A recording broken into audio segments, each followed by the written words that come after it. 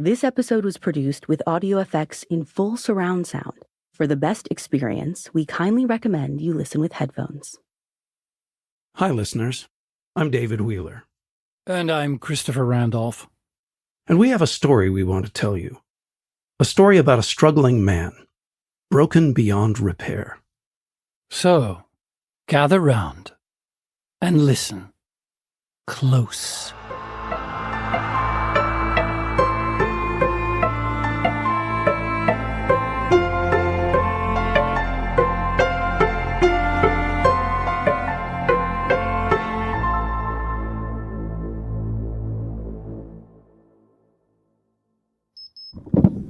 Hello, Daniel. It's good to see you. Good evening, Dr. Sanders. I'm pleased you could make it here so late. I know my call was a bit sudden. I'm happy to be here. I was a bit surprised to see your call. Our next session wasn't scheduled for another month. That's unusual for you. Yes, well, I've been terribly busy, Doctor. A lot of ideas going off in my head. Like a war zone, and it's become seriously urgent that I see you. Of course. Before we go any further, I have to ask, do you mind if I record today's session? Oh yes, that's quite all right. Thank you. Okay, Daniel. What's on your mind? Quite a lot, Doctor. As I've grown older, I've collected a mountain of thoughts. Massive. But each day it's growing harder to climb. But recently, I think I've hit its summit. Yes, I'm certain I have. I'm a struggling man. Can't say in all honesty I've struggled more than anyone else, but I'm confident enough to say I've had some trouble. Most of my life, I've dug into myself, searching for the root of my weed. I've tried to treat the soil every way a man knows how, but it's never solved my trouble. But finally, I've come to understand a bit of truth about myself. I've come to accept that I'm broken. Why do you say you're broken? People say I'm broken. Am I not? That's a very harsh word. There are things we can all improve on, but no one's broken. Oh, no. Call a spade, I say. No point trying to be sensitive about it. All my life people have told me I'm broken. Maybe not to my face, anyway, but I've heard it from enough people to know when someone thinks it about me. They say a man half my age should be married. At 30, he should have had his first kiss. Something must be wrong with you, they say. You're broken. Who says this? Oh, I believe it was one of my sisters. Family knows the most about you and all the ways you're wrong. They're like a radar to all your imperfections. Anyway, I'm not married. Haven't kissed anyone either. 76 and all. Love never really came to me. Probably because it knows better. Stay away from the rot and foul. The funny thing is, you can go your whole life just being respectable, and yet they still call you broken. You don't have to do anything. Sometimes it's the not doing anything that makes you broken. Do you feel there's something you should have done? Oh, sure. There are plenty of things. But then you wouldn't seem quite so respectable, and suddenly you're broken. They say that's being a coward. Oh, yes, I'm a coward. I'm terribly afraid. But that doesn't matter. It's do or die out there. Sometimes there's a lot of pressure put on us. Oh, terrible pressure. Terrible. But I don't blame the world. We were born to it, so we should be able to bear its weight. I know my faults, Doctor. I greet them every morning and bed with them every night. I also know the greatest problem with being broken is that you can't stand the thought of trying not to be. That was me for nearly all my life. Too much work. And then no guarantee you'll ever really come out quite right.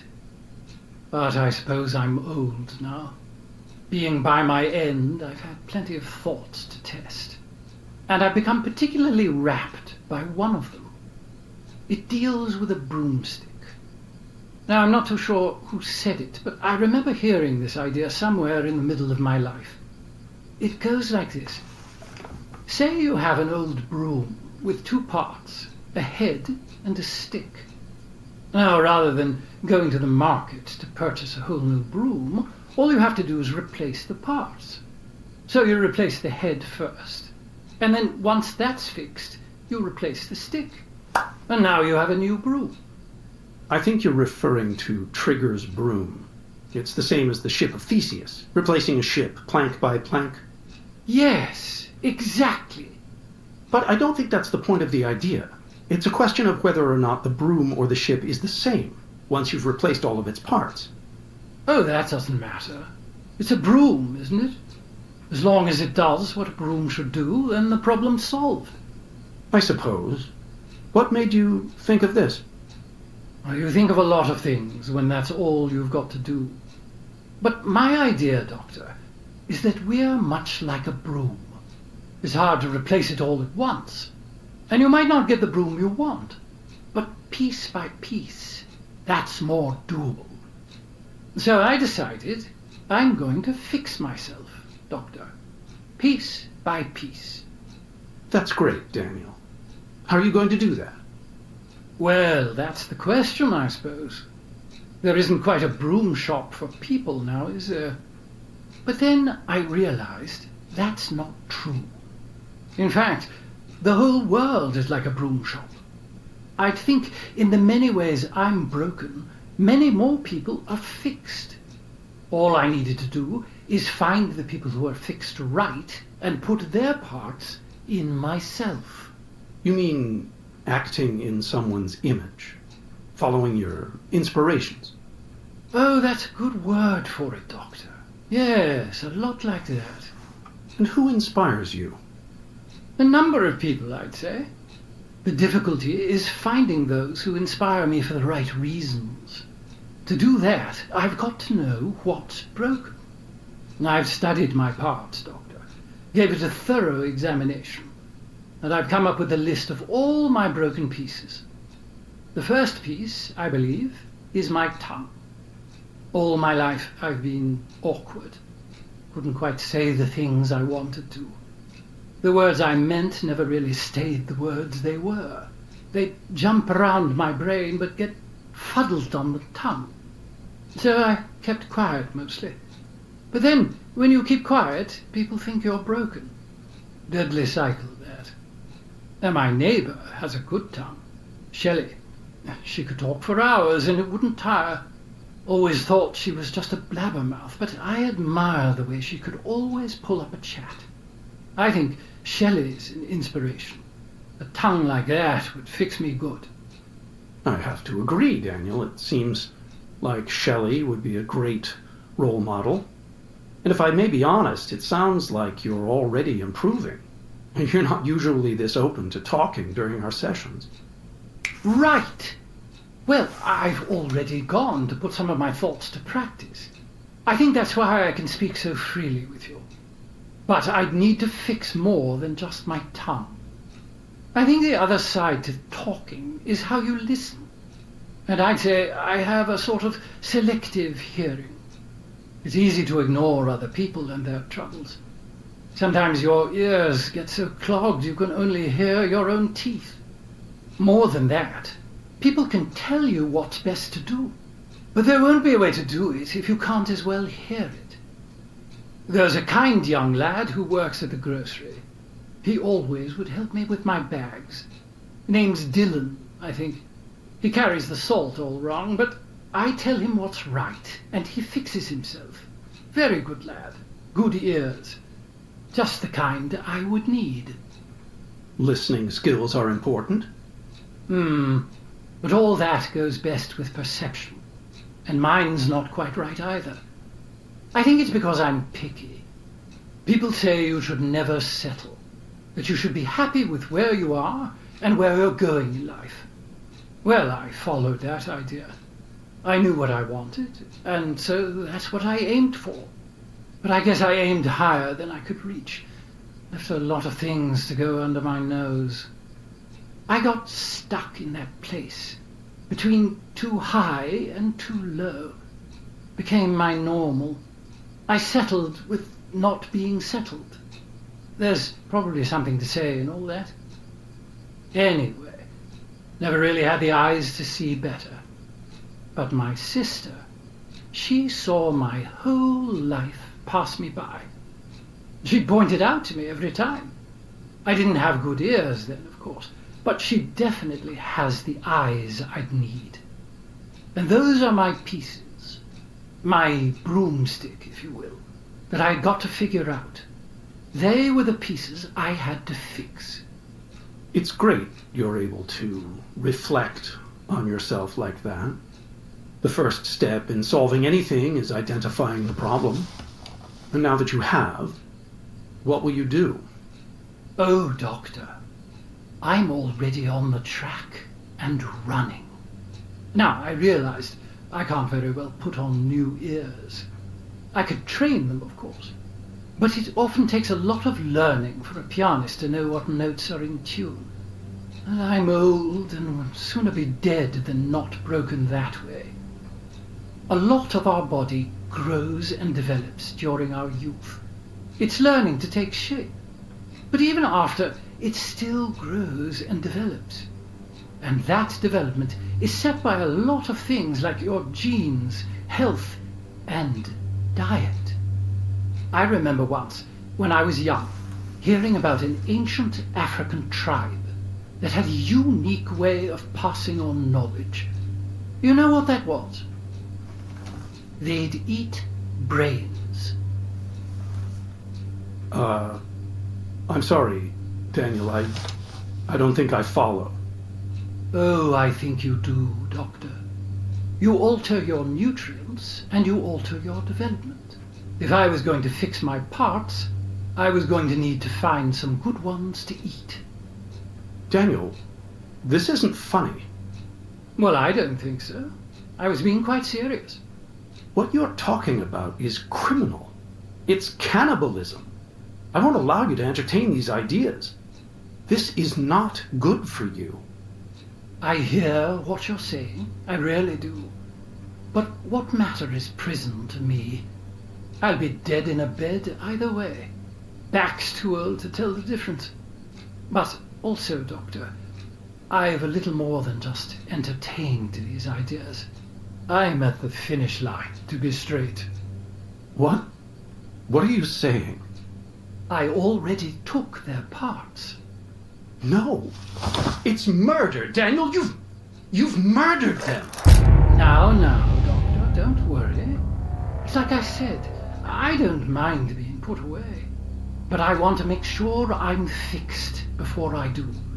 And I really just want to talk to you to get it all off my chest.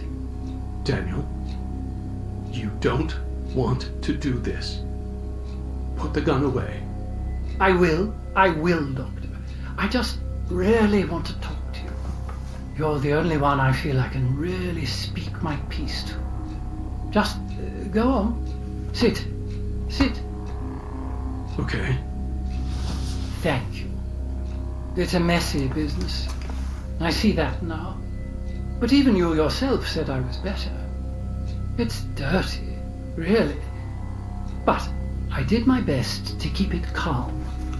Shelley was sound asleep when it happened. I held a pillow on top of her. When it was done, I cut the tongue and cooked it on a skillet. Oh my God. Well, hold on, let me say it all. I cut it into pieces, thin slices. A tongue is mostly meat, so give it a soft rub of salt, and it's really not too hard. Dylan I took as he was lifting my bags.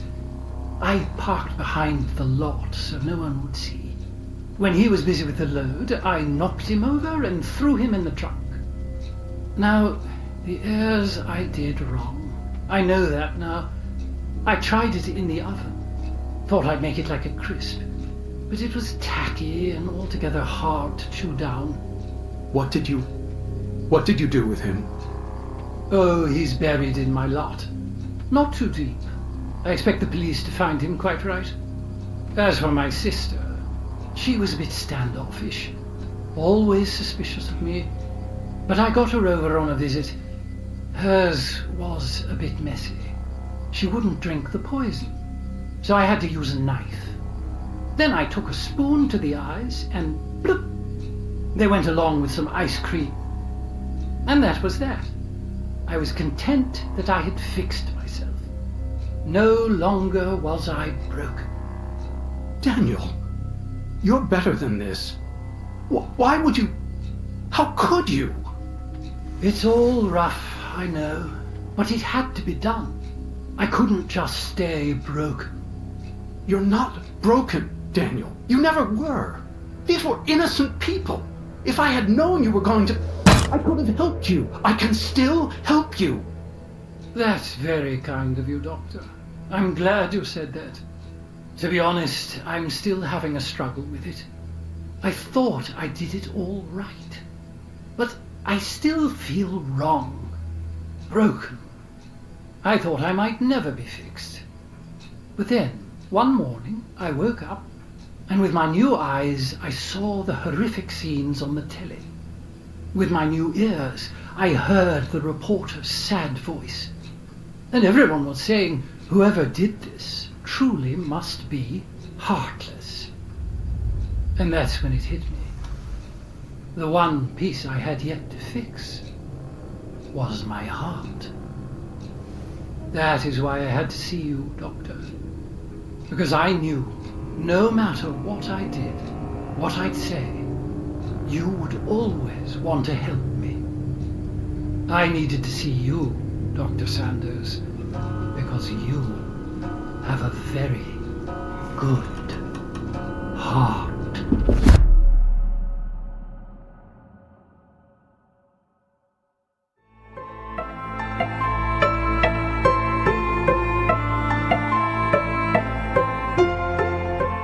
This series was produced by Ashley Flowers and David Flowers.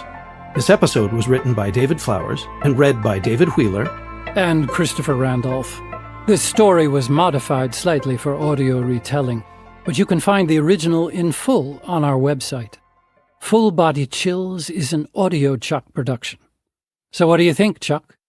Do you approve?